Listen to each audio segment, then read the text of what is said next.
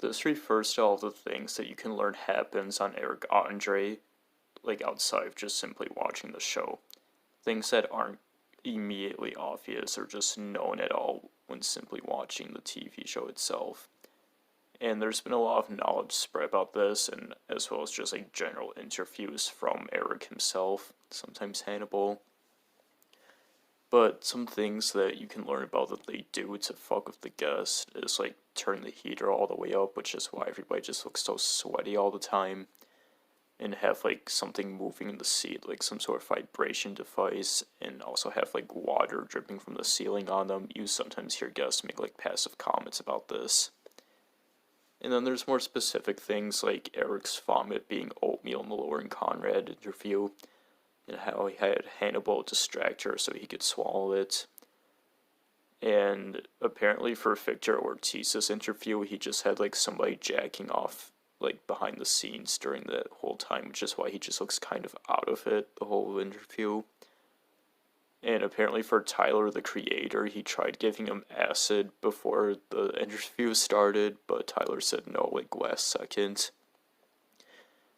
And for Jeanette McCurdy, he got like right up to her face, and apparently he didn't bathe for like a couple of weeks before doing that, so it was like really bad and stinky. There's just like a lot of like weird and crazy shit that they do to fuck with people on that show. And you can learn all about it if you just like go look up interviews by Eric. At the end of every episode of Space Ghost Coast to Coast, there would be info displayed at the end of how you can contact Ghost Planet. It's a cool little relic of the past for contact info that you can't really do anymore. I mean, like, you could try this. I have it displayed on the screen. I don't know if it'll work or not, though. And it's interesting to think how these would go down, like, what exactly would happen if you did contact them, and for what for. But yeah, and the atmosphere when they show it is really cool, too. So this is kind of like the top middle of the road in the Iceberg. So this is like a small and inconsequential thing that a lot of people probably don't even notice that happens. And all it is that the age rating changes overnight from like being more suitable for audiences to like TVMA basically. And this probably isn't even at all obvious now if it still happens now, because I'm thinking that they just show the same disclaimer every night, you know, the bumper that comes on at the beginning of Adult Swim all the time, showing the text, talking about what's suitable for certain audiences. And at a time, this was more noticeable because it would have a generic disclaimer at the beginning, but then eventually it could become for like kids under 14. And I think that's something that they did for like a small time. That's another thing too, it used to specifically say 14, and I don't think it says that anymore at all. And another thing on top of that is that for the action block that they used to have long ago, like even before Toonami, even before just like general like anime being aired like as its own thing, they used to have the action block that was specified for that. And before that, they would say it wasn't suitable for people under 18. And speaking of that block, we're going to be diving into that a little bit soon. But yeah, this is just a random trivia that's at the upper middle of the iceberg. So you can probably already get like a general idea of what I'm talking about just from reading this. And what I'm about to say especially qualifies for Family Guy. And when these two shows like first initially aired on their original programming, they were kind of just like glossed over, like whatever, like Futurama lasted a while, like again, Family Guy especially was just kind of like glossed over. But then Adult Swim picked them up afterwards, and they kept on airing reruns and reruns. And that's how people like really began to notice the show. And they got like super popular from that. Like that's where they got their like real fan base. And that caused Family Guy to get like picked up and revived again for new episodes super quickly. Like Family Guy's popularity just exploded from this. And then Futurama was also super popular from the reruns in like a more like cult or like steady fashion. And that also eventually got revived through the movie seasons, which personally I think are the worst, but that's not the point. Anyway, it then eventually got picked up on Comedy Central with its revival episodes. So the fact that those two shows lasted so long, especially the latter, is thanks to Adult Swim rerunning them. And they still rerun Family Guy to this day. I wish they had Futurama back, though. If you know what a TV show pilot is, then you already have a good sense of what this is. And all it essentially refers to is just the knowledge of their existence. Now, some are more popular and well-known than others, like on the screen that you see right now, Smiling Friends came out this year as this is being made. And it was a pretty popular and well-received pilot. And the Rick and Morty quote-unquote pilot is also somewhat known if you want to consider it to be that. And some pilots are a lot more obscure, such as ones that have only ever aired on April Fool's Nights. And some pilots never even got turned into full-on shows. It's possible that there's even pilots that have never been seen by the public. Adult Swim has always has a certain property to them, like specifically on their channel, where a lot of their shows end up being either incredible looking, or they look like, just to put it bluntly, shit. And that's of course subjective, but you can tell when there's a lower quality art style compared to a higher effort one. And this is especially noticeable during the 2000s, where Adult Swim shows seem like they either want to be bad just for the sake of being funny, or maybe it wasn't on purpose, maybe they just had a really low budget or effort, or they want to look absolutely, like, eye-dropping incredible. And you would get, like, stuff like Boondocks and Black Dynamite, which are just fantastic, one of which is going to be explained more later.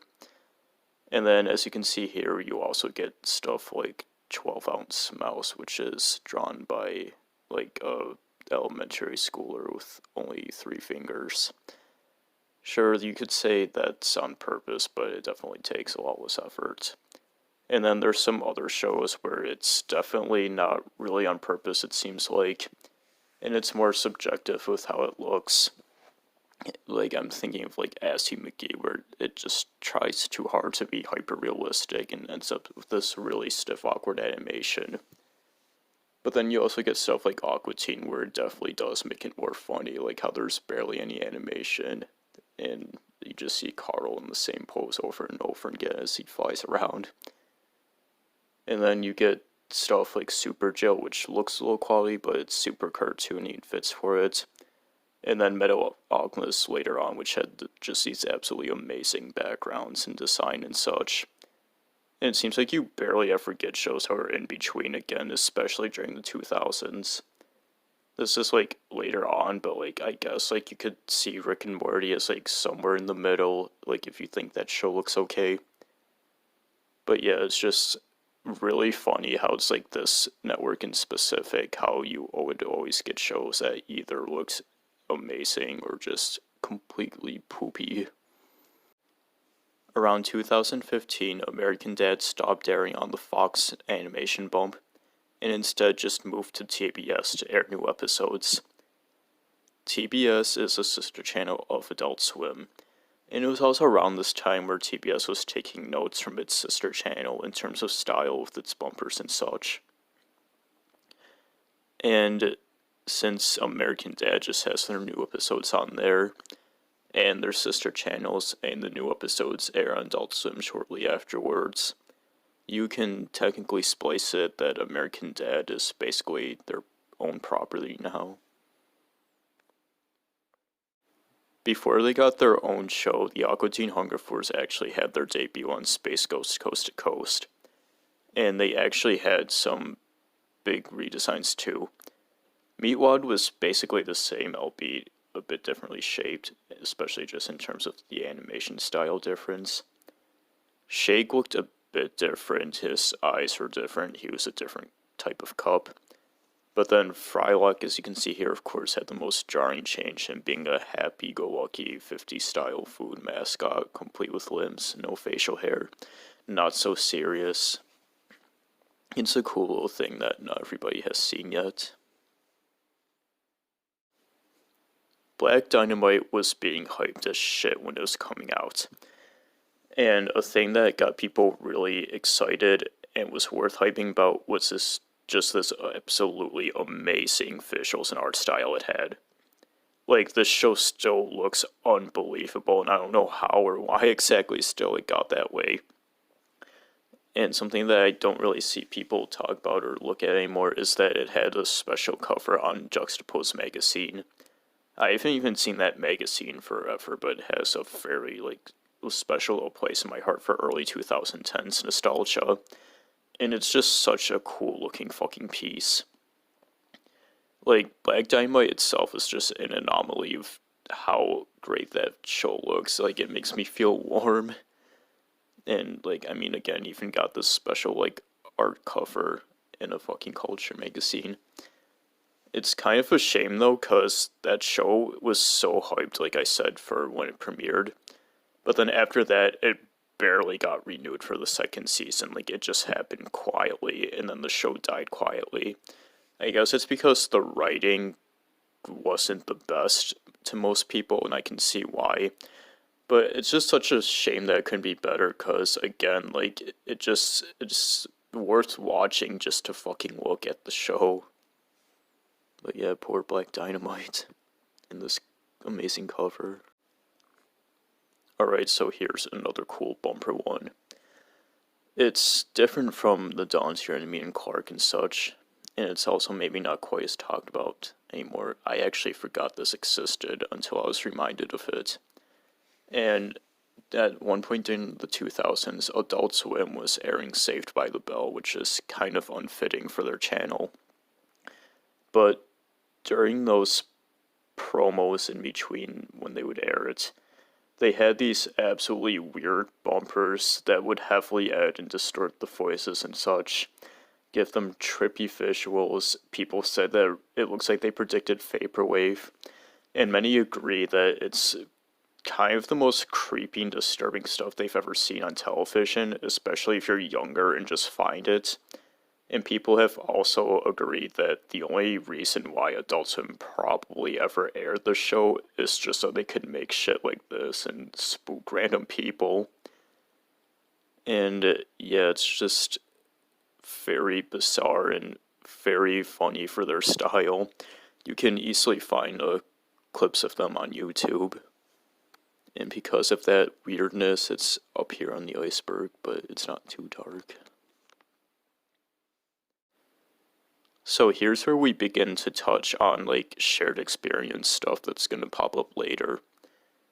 And anime, used to not really be seriously dubbed at all. It was just kind of just seen as this weird, obscure thing for a long time in the West.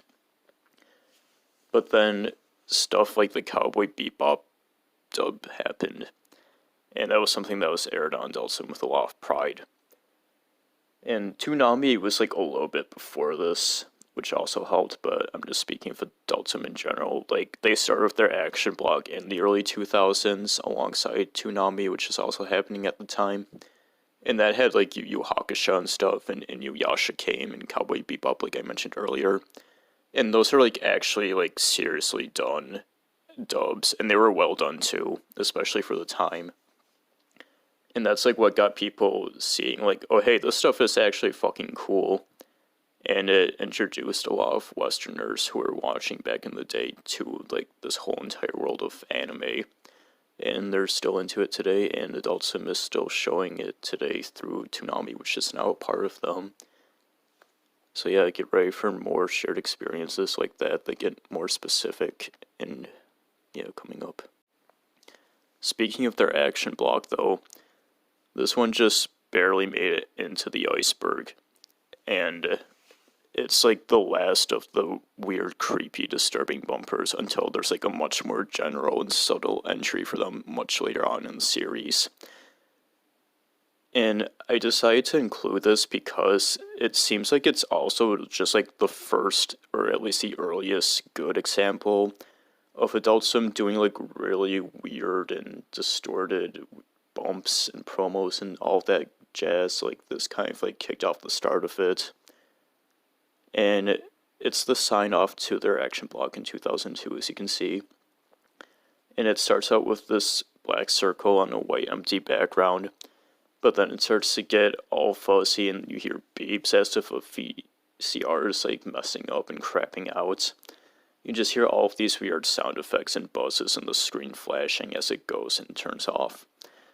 And I just see this as like a good way to top off all of the weird bumpers before starting the general stuff, since this is kind of like the earliest one of it just like subtly like disturbing you from finding it at nighttime. And that does it for this series, or at least this video in the series. I've mentioned this before in the comments, but going forth here is when things start to get a lot more dark, a lot more weird, a lot more odd, but also a lot more interesting and fun, and I'm excited to do all of those. This beneath the surface part is kind of like peeking your face in the water and taking a look at what's to come, like it's the last bit of safety. So if you want to get dangerous, then stay tuned for the rest coming up next. Thank you.